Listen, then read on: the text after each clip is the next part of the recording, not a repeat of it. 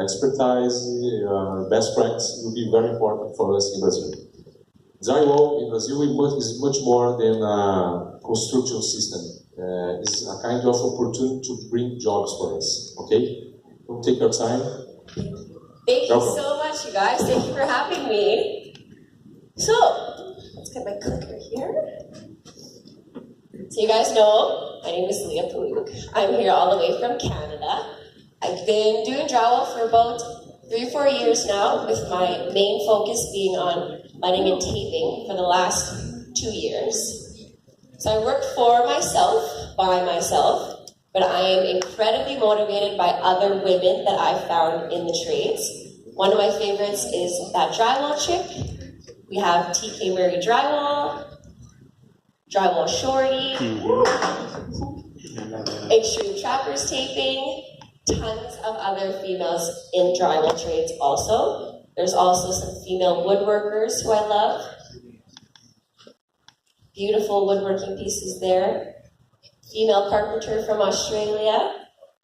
And there's also a lot of pages that are just dedicated to women in the trades as a whole. So Tradeswomen of IG and the Tradie Lady Club, which is awesome. So I flew about 10,000 kilometers to be here today to help spread my love of drywall for you guys. So, magic. Drywall is magical. The things that you can do with a gross piece of wood using a little bit of quarter bead and mud, it's amazing. Some more before and afters, using drywall, mud, turning it into that. Some plaster repairs, using drywall mud to fix those. So to start, I'm just going to go over some of the basic things about mudding and taping and drywall boarding. So many different types of drywall board, tons of different kinds of joint compound, and then the various steps that we take to apply these methods. So drywall itself is little bits of gypsum completely compressed into 2 pieces of paper, which makes it light, super easy to use, and versatile. So it's only been around for about 100 years, with it really gaining popularity in about 1945. So once the war ended, people realized how much easier and faster they could rebuild homes and workplaces using drywall instead of using plaster, which was kind of the favorite thing at the time. Drywall is just a fraction of the time and a fraction of the price. So the different types of drywall board we have is 1/2-inch board, which is your standard for bedrooms and your ceilings. Then we have 5/8, which is more of a fire-rated drywall. We have moisture-resistant, which would maybe be good in Brazil, where it's hot and humid. There is EnviroBoard, which leaves 0 footprint on the earth, made out of agricultural products such as grass and wheat. We have Soundboard, which is for maybe rooms like this where we're talking loud and people outside don't need to hear us. We have 1/4-inch flex board, which you can make curved feature walls out of, different arches and fireplaces and stuff. And then we also have lead-lined drywall, which is for hospitals, x-ray rooms, anywhere that radiation is going to be a factor. Very nice, Leo. Very nice. Lots of different types of drywall. So I don't know. Technical difficulties. This is fine. All right, so now we're going to talk about walking onto a job as a boarder. What are you going to need? You're going to need a T-square. You're going to want to cut your lines straight, or it's not going to be fun. You're going to need a tape measure so you can make accurate measurements. A knife to cut your drywall. This is a board lifter that you put on your foot so you can lift your board up. You need screws and a drywall gun. So the different types of the drywall, you have your bevel end at the top, and then you have your butt ends at the side. So a good practice would be bevel to bevel and the butt to the butt. Measure twice before you cut. So doing screws a taper, this is a big issue for me, where you can actually see the screw that the drywall border did put all the way in. So frustrating, nobody likes it, it ruins the finish of your wall. So make sure your screws are dug in all the way. So prepping for tape, I'll walk into a job that looks like this, and I turn it into this. So all we need to do for that is we're going to be ripping off all the gross pieces of drywall, or pulling away all of the pieces of paper that have come loose. If the paper wants to pull while we're there, it's going to want to pull after it's been painted. So it's very important to get rid of all of the gross pieces before you start. So for pre-filling, there's a few different types of pre-fill, and it all kind of depends on how much time you have. So the 45-minute stuff, you have about 45 minutes to work with it inside of your pan before it dries completely hard and you won't be able to do anything with it. Then we have a concrete fill and a Pro Set 90. Gives you about 90 minutes to work with it in your pan before it dries. There's also 30-minute mud, 40-minute mud, 60-minute mud, 80-minute mud. However much time you have to work with, you can find a product that works for you. So these, all I've applied is confill for this. So turning gross spaces like this, filling it with mud, it's great. So once you've got your pre-fill on the wall, it's time to go to your taping mud. So taping mud has glue actually built inside of it. So when you're putting your mud on the wall, it's sucking up the paper and drying with it. So it helps it to stay on the wall. Whereas our coating mud has no glue at all. So when you put that mud on the wall, it's not going to absorb to the tapes or the corner bead. So you might have an issue of it falling off. There's also different types of mud. There's a multi-purpose, which has a little bit of glue, but you can also use it for your coating of your mud. There's an all-purpose light. There's hundreds of different kinds of mud. So when you walk onto a job as a taper, there's a few tools that you're going to need. I always mix my mud in a 5-gallon pail. You're going to be working with a lot of mud. You want a large amount of it to be readily available. So I'll buy a box of mud, put it in my 5-gallon pail of mud, and mix it in that pail. So you'll need a mixing drill, a mixing whip. You'll need some snips so you can cut your corner bead. You'll need just a typical pan, 5-inch knife.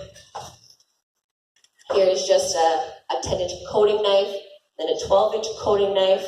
Various different sizes also. You can get 1-inch knives all the way to 14-inch knives. They also offer a skimming blade option, which comes at least this big. I also have a tape reel, and you're going to need your tapes. So the different types of tapes is what really gets me excited. So the original paper tape. This is what pretty much everyone will use on a typical job site. It's like this. It's pretty hard. It has a crease built into it. So when you go into a corner, you apply this side into the corner. When you're just putting it on a flat wall, you want this corner side facing that way. If it's flipped this way, this is going to begin to crease, and you're going to see it once you've already painted your wall. So, an issue with paper tape is dry tape. I don't know if you guys have heard of dry tapes. It's when you don't have enough mud behind your tape, and it actually becomes dry. So it's going to bubble, it's going to lift. When it's painted, it's not going to look flat. So, to get rid of that issue, they have created a fiber fuse tape. So this is made out of actual fiberglass, and once you put it on the wall, it will fuse with the mud to become the wall. No more dry tapes. If the mud is underneath here and you're missing a space, put it over top, and it dissolves inside. So this stuff is amazing. It's called fiber fuse, and they make it in these small rolls, but also in a 3-foot wide roll, so you can do so many different things with it. This is a plaster fiber fuse. So you can see I had a whole sheet of fiber fuse, put it on the wall, never tell. Same thing in the corner here. All of this is gross and ripped off, so I pull away all my damaged paper, I apply my confill, and my fiber fuse.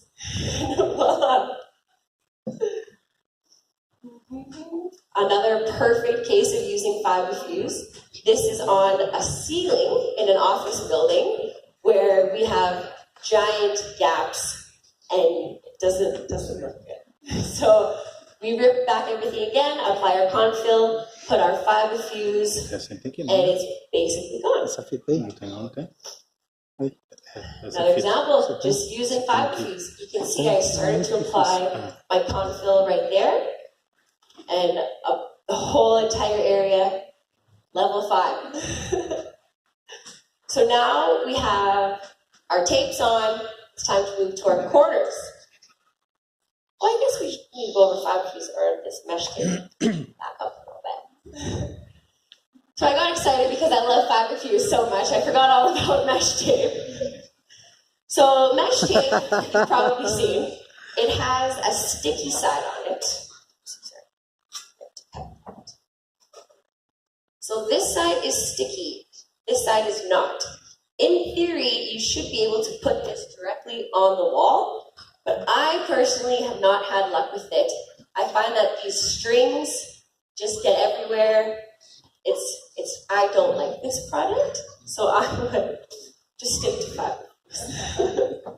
So once our tapes are on the wall, it's now time to apply our corner beam. So this is a product called Trimtex Vinyl Corner Bead. You put it just on the, basically just like that. There are a few different kinds. We have a chamfered profile. Let's get back to the corner beads. I've heard metal bead is very common here in Brazil, but I would like you guys to maybe start trying out this vinyl. You can bend it, basically goes right back to shape. So if you have kids or anything in your house that's banging up all of your walls, this is a very good product that will stand up to a lot of abuse. There is the rounded edges that you have. They also make a transition piece for when your baseboard goes down here. The baseboard will attach to that. So you have a very nice transition of where your round corner meets your baseboards. This is a great product for around windows. You apply your bead like that. And this part will actually tear away when you're finished.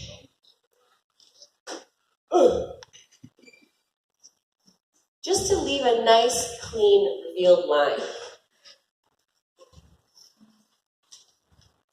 We also have this type of reveal with the same thing. Just peels right off when you're done. So this helps. Instead of having to coat both sides of your corner bead, you only have to coat one side. So it saves you a tremendous amount of time. That's my clicker. Does anyone see my clicker? You know what the clicker is?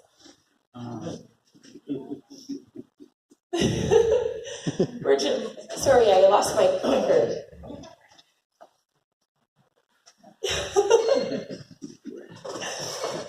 Who took it? Oh, there it is. Corner bead. Covered it all. Corner bead covers everything. So, here's some examples of what the corner bead can do. I walked into a job site that looked like this. What are you supposed to do? Slap on some corner bead. Make it look good. Another example is of what corner bead can do. So this is in a stairwell. I applied my drywall. Little cuts make it super easy to just fill in all of these weird random gaps that we run into sometimes.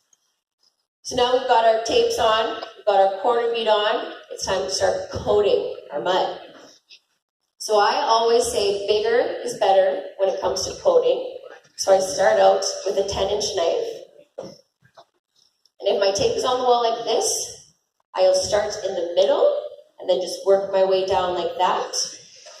After that is dry and I've sanded it, you take your 12-inch knife, you go over top of it like that. If you need to go a little bit wider, I'll keep the edge of my knife here, and then I'll also do a swipe here. So it's large, it's a very large area of mud that you're working with. That's me. So there's those. This would be my go-to knife that I apply my mud or my tape with. When I'm buying my knife, I look at it like this, as if it's a piece of wood, and you want your curved side facing away from the wall, so that when I'm putting this on the wall, I'm not cutting into my drywall with the edge of the knife. A lot of stores throw these tools around, they bend them, they break them. You don't want to buy a broken one, so make sure that your blade is as straight as it can possibly be.